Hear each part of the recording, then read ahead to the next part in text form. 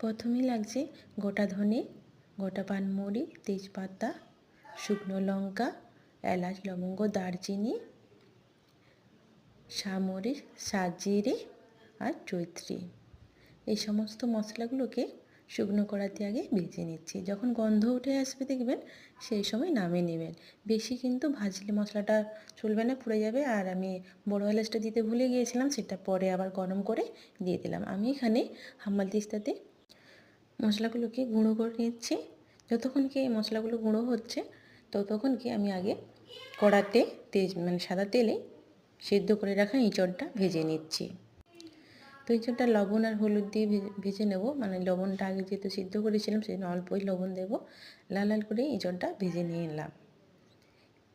আর এখানে ঘি ব্যবহার করেছি প্রায় 1.5 চামচ মতন। তাতে 1 চামচ আদা বাটা দিয়ে দিলাম। আদাটা লাল লাল করে ভাজা হয়ে গেলে 1 চামচ হলুদ গুঁড়ো আর 1 চামচ কাশ্মীরি লঙ্কা গুঁড়ো দিয়ে দিলাম। হালকা জল দিলাম যাতে মশলাটা না পুড়ে যায়। এবার ধনে গুঁড়ো 1 চামচ দিয়ে দিলাম।